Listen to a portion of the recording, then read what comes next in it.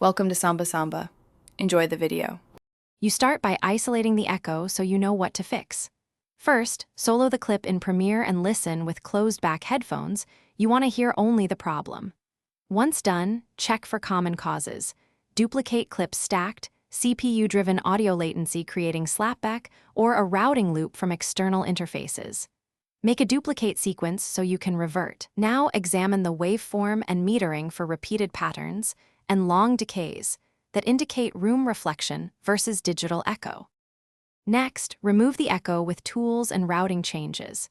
If the clip is dialogue, tag it as dialogue in essential sound and start with de reverb or de echo. Use low to moderate reduction to avoid artifacts.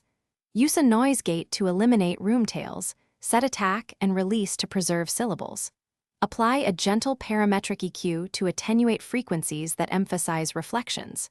Meanwhile, open the audio track mixer and confirm there are no feedback sends or doubled outputs. Finish by rendering and critically listening. Export a short preview and a /B it versus the original. Make sure your voice still sounds natural and present.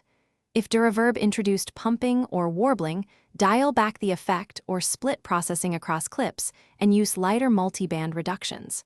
For persistent echo, export the file and run advanced restoration in a dedicated editor. If problems continue, troubleshoot hardware. Confirm sample rates match across devices, update audio drivers, and address room acoustics to prevent future echo.